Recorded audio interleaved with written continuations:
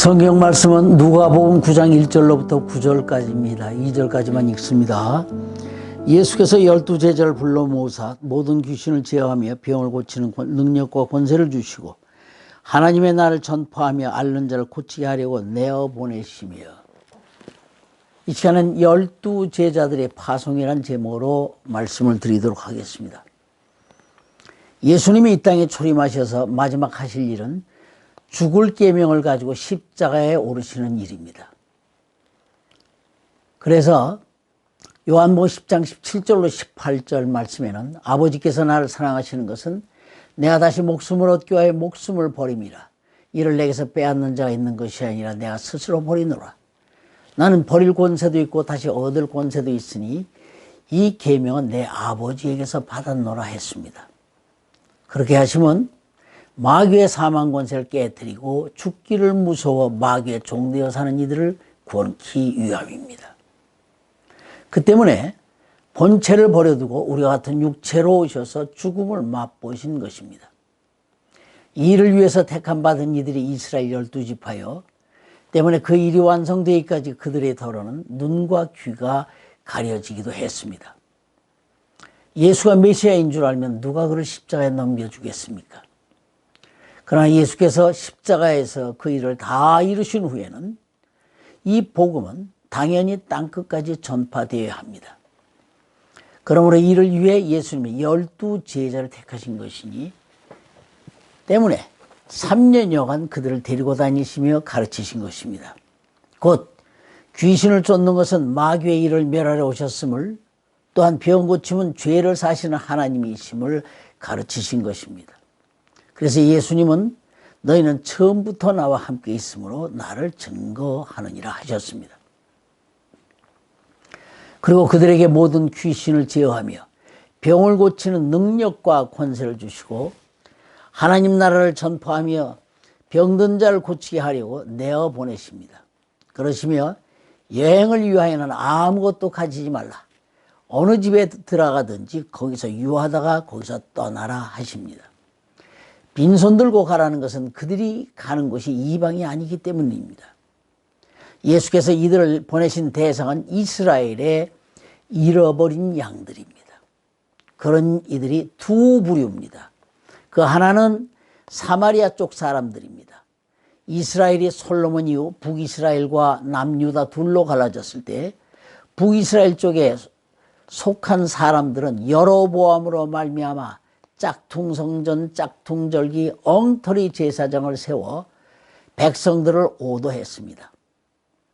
그래서 백성들은 주님을 사모하지만 제길을 찾지 못했습니다. 그런 이들 중 하나가 우물가에 물길로 왔다가 예수를 만난 사마리아 여인입니다. 그래서 이르기를 그가 우리 조상들은 이 산에서 예배했는데 당신들의 말은 예배할 것이 예루살렘에 있다 하더이다 라고 질문한 것입니다. 또 한 부류는 유다 쪽에서 율법에 정죄받아 공동체에서 버려진 이들입니다. 율법으로 정죄된 후는 용서의 복음을 주어야 하는데 목자들이 그렇게 못했습니다. 그러므로 이런 이들을 가리켜 목자가 없어 흩어져 짐승의 밥이 되었도다 했고, 또 에레미야 50장 6절에는 내 백성은 잃어버린 양이로다. 그 목자들이 그들을 곁길로 가게 해 산으로 돌이키게 하였으므로 그들이 산에서 작은 산으로 돌아다니며 쉴 곳을 잊었더라 한 것입니다. 때문에 예수님은 우준한 목자 때문에 주를 사모하지만 방황하는 이들을 찾아가 다시 모으라라고 하시는 것입니다. 그러면 누가 주의 종을 영접할까요? 심령이 가난한 자입니다. 그런 이들 중 하나가 엘리야로 찾아가게 하신 시돈 땅의 사르밧 과부 같은 이입니다. 이스라엘 아합왕 당시 이스라엘이나 유다 쪽에 다 오염되었습니다. 북이스라엘이 더 엉망입니다. 당시 한 베델 사람이 건축하지 말라는 여리고성을 건축하다가 아들 둘을 잃었습니다. 왜? 여리고성을 건축하는 자는 기초를 쌓을 때 장자가 죽고 문을 세울 때는 그 동생을 잃으리라 예고한 하나님 말씀을 무시했기 때문입니다. 그런데 왜 죽었는지조차 모릅니다. 올바른 목자가 없으니 누가 이것을 말해주겠습니까? 이것이 당시의 영적 혼란 상황입니다.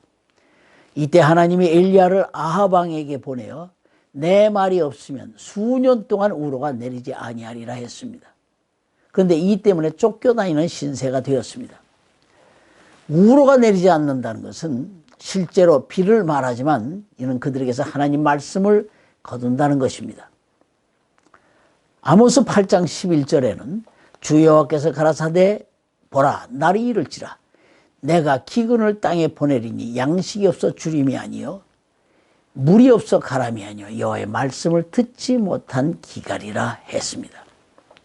이렇게 쫓겨다니니 하나님이 엘리야에게 너는 일어나 시돈에 속한 사르밧으로 가서 거기서 유하라. 내가 그곳 과부에게 명하여 너를 공개하게 하였느니라고 하십니다. 그 말씀 따라 그곳에 가서 여기저기 물을 달라 하니 물은 곧 영접한다는 표시입니다. 그러다가 하나님이 예비하신 과부를 만났는데 너무 극심한 가뭄으로 아들과 한 번만 먹고 죽을 양식밖에 없다라고 합니다.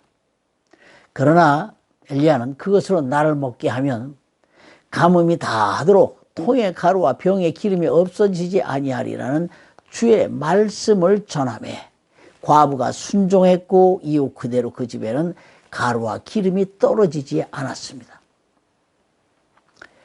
예수님이 이 땅에 오신 이유와 주의 종을 보내는 이유가 이것입니다. 곧 먹고 죽을 떡은 대신 먹고 살 떡을 주라는 것입니다. 사람이 떡으로도 살지만 진정한 양식은 하나님의 입으로 나오는 말씀입니다. 아무리 좋은 집에 살고 좋은 음식을 먹어도 결국 그것 먹고는 죽습니다. 육체는 내 영혼이 잠시 입고 있는 옷에 불과합니다.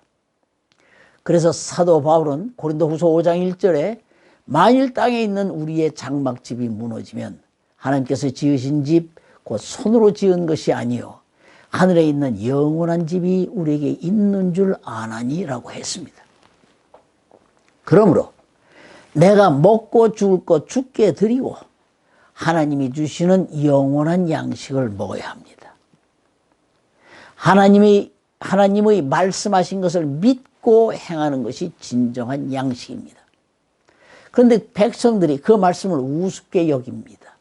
그러므로 하나님의 말씀을 지도자로부터 싹 거두고 있는 것입니다. 하나님 말씀 거두면 교회에서 무슨 말을 할까요?